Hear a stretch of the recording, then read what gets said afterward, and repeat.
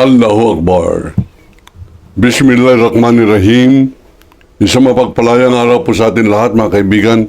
Ito po ang Kawal ng Demokrasya, Kawaldi Carbonell. Ang ating pong tatalakay ngayon, ika-5 ng September, araw ng Biyernes, 2025, ay ang napakalaking iskandalo na kung tawagin po ay Senado. Opo, yan ating pong Senado ay isang balakid sa ating pag-unlad. Ang Senado ng Pilipinas ay siyang mantsa ng ating pundangal bilang isang bansa. Ang Senado na dapat po ay mas mataas na kapulungan ng mga mambabatas ay ngayon pinakamababang antas, lalo tigit sa level po ng corruption. Sila po nagiging promotor at tagapagtanggol ng corruption sa ating bansa. Bakit po natin sinasabi yan? Ito po ang ating ebidensya. Diyan po sa Senado, diyan po natin nakita kung gaano kalaki ang sindikato ng nakawan. Yan ay hindi lamang sa ngayon, sa panahon ni BBM, kundi panahon pa ni Duterte. Kaya lang, yung panahon po ni Duterte, abay masyado pong saklot ng takot ang sambayanang Pilipino. Takot ang military kay Duterte sapagkat meron siyang 300 na mga armado ng mga magagarang at mga modernong baril na hinakot ni Kibuloy mula Amerika. Kasama po yan sa kaso ni Kibuloy sa Amerika. At nandyan yung mga barumbadong kakampi niya sa pangunguna ni Bato de la Rosa na isang dating hepe ng PNP na hindi hanggang ngayon naimbestigahan dahil sa takot ng mga mambabatas, takot ng ating pong mga hudikatura sa kasigahan o pagka-terorista ng mga Duterte. Yan ang kanilang lakas, yung pagkatakot po ng lahing Pilipino dyan po sa Duwagueño, Dabaweño, ng tawag po dyan ay sila Duterte. Meron po nagsasabi, bakit daw ngayon? Porque si Duterte wala na, saka raw ako nagtatapang-tapangan. Mangingiti lamang po ako. Sapagkat, nung mayor pa yan, tiniterrorize ako, nanindigan na po ako, nilabanan ko na. Hindi po ako kasama sa mga Pilipinong dumakila kay Duterte. Dinakila siya dahil sa kanyang kabastusan, dinakila po siya dahil sa kanyang kababuyan, sapagkat siguro may lihim na kabastusan, may lihim at tinatagong kababuyan ang lahing Pilipino. Kaya lahat ng kumakampi nagtatanggol kay Duterte sa panguna ni Bato at nila Marcoleta ay baboy din. Yan po ang ating pong matibay na pinaninindigan. Lahat ng hanggang ngayon nagtatanggol kay Duterte, nagtatanggol sa corruption, nagtatanggol sa mamamatay tao, nagtatanggol sa traidor sa ating bansa, kumakampi sa China, nagtatanggol sa nagmumura sa Diyos. Lahat kayo na maka Duterte, palamura sa Diyos. Taga baboy ng kababaihan ng pagkatao ng ating pong mga babaeng Pilipina, mga binaboy ni Duterte, lahat na nagtatanggol kay Duterte, baboy din sa sa kababaihan. Sapagkat, yan po ngayon ang namamayani, ano ang gagawin natin? Wala sa impeachment ang Senado. Manapay sila pa ang huwes sa impeachment.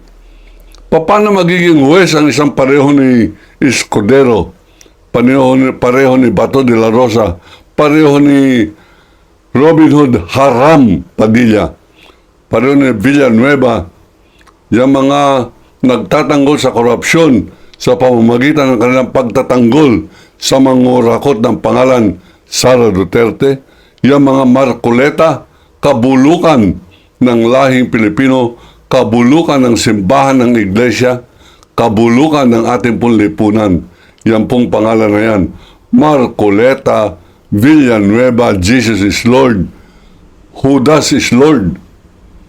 yung mga tagapagtanggol ni Kibuloy, tagapaggamit ang pangalang Kristo, Kingdom of Jesus Christ, para man-rape ng kabataan, magbenta ng mga Pilipinas sa Amerika, pinapakasal sa mga negro, sa mga itim.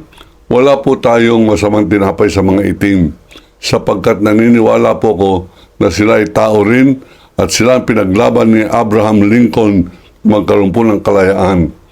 Kaya nagkaroon tayo ng civil war sa Amerika sa kadahilanan ng gustong panatilihin ang bihag, mga alipin sa Amerika.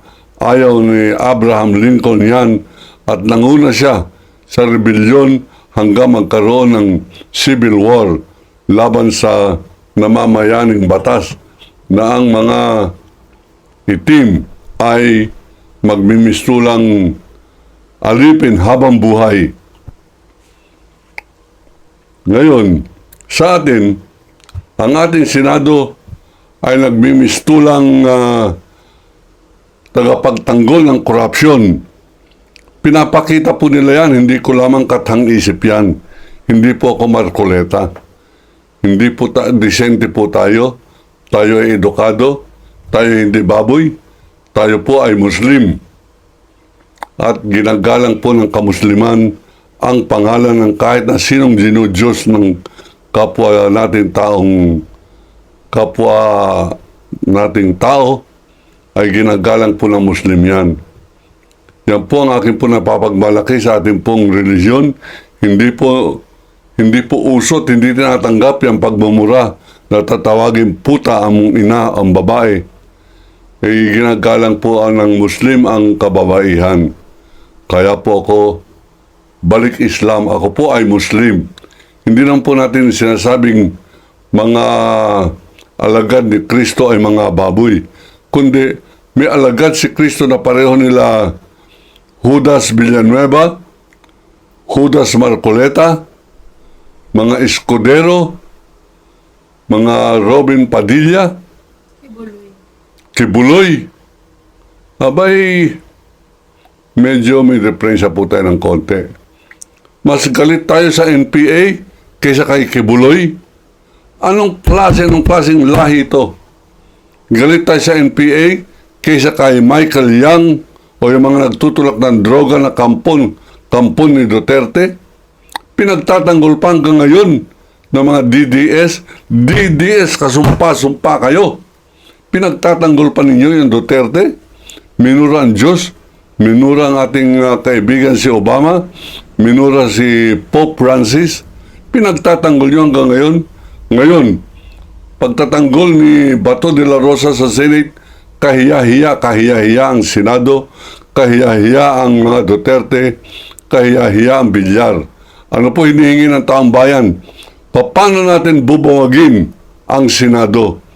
Ito po ang aking pong telepono. Ito po ang ating pong programa. Mag-comment kayo. Kailangan ko po ang inyong tulong. Kailangan ko po ang inyong utak. Magsama-sama tayong bigyan ng solusyon.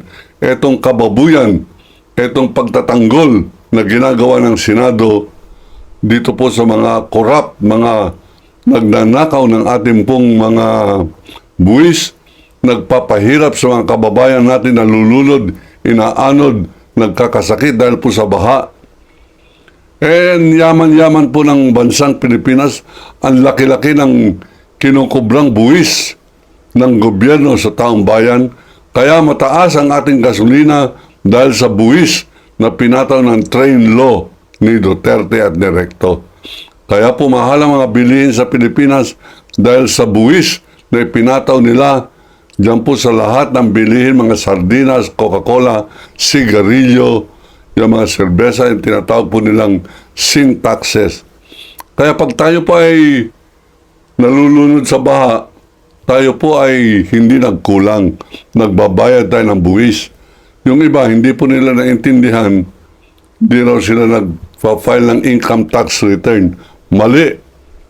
Sa bawat taong nagtra-tricycle, sa bawat taong namamasahe sa jeep, kaya mahal ang inyong pamasahe dahil ang malaking bahagi niyan ay nagtaas ng presyo ng langis. at lahat ng bagay para uminog ang komersyo sa anumang lipunan, anumang bansa, ay kaakibat niyan ang presyo ng langis, sapagkat hindi mo madadalang iyong kangkong o kalabasa sa palengke pag hindi mo isasakay yan sa jeep, tricycle o kung anumang sasakyang gumagamit ng langis. At kaya po mahal yan dahil po sa buwis na inyong ibinabayad. Ngayon, ninanakaw itong buwis na ito at ang tagapagtanggol ay Senado. Ano ang gagawin natin sa Senado? Abay, gusto kong pangunahan ito po sa ating programa ng People's Congress at buwagin na ang Senado. Pero kailangan ko tulong ninyo, kailangan ko yung utak ninyo, kailangan ko yung opinion ninyo, yung comment ninyo, kailangan ko yung pagpasa ninyo ng sharing nitong programang ito para malaman nila maraming kakampi si Carbonell sa kanyang laban sa korupsyon ng mamayani sa ating gobyerno. Hindi po tayo nagmumukhang Lone Ranger na nagmumukha tayong Batman na walang Robin, nagmumukha tayong Lone Ranger na wala si Tonto, o nagmumukha po tayong ulilang cowboy na nag-iisa. Kahit na nag-iisa po tayo, lalaban po tayo. Pero mas maganda pagtutulungan po ninyo ko.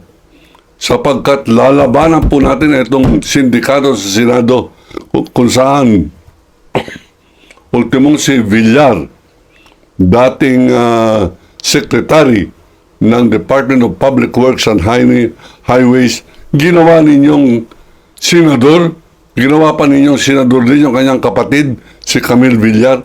Ano ang kaalaman niyan? Ano ang kanya maitutulong kundi magtanggol dyan sa korupsyon ng mga Duterte, korupsyon ni Manny Villar, korupsyon ni Mark Villar, korupsyon ng Villar family. Ito ang mga mansya ng ating pong birokrata o ng ating gobyerno na dapat natin linisin. Dapat isalang si ex-secretary ng Department of Public Works and Highways, ngayon ay senador ninyo, ang pangalan Mark Villar.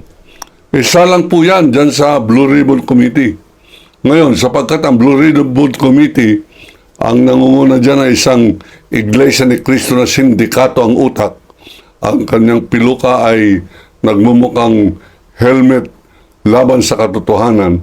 Abay, kailangan i-revamp. Ano po ibig sabihin ng revamp? Baguhin, magkaroon ng pagbabago sa komposisyon ng mga chairmanship dyan po sa Senado. Una, palitan ninyo si Escudero bilang Senate President. Kahiya-hiya. Palitan ninyo si Marcoleta bilang chairman ng Blue Ribbon Committee. Inaaway niya lahat, pati si Lacson. Sapagkat sapagkat siya ay Iglesia ni Cristo, siya ang kibuloy ng Senado, ang pangalan Marcoleta. Yan po ang ating pong komentaryo. Yan po tayo nagtatapos sa araw na ito.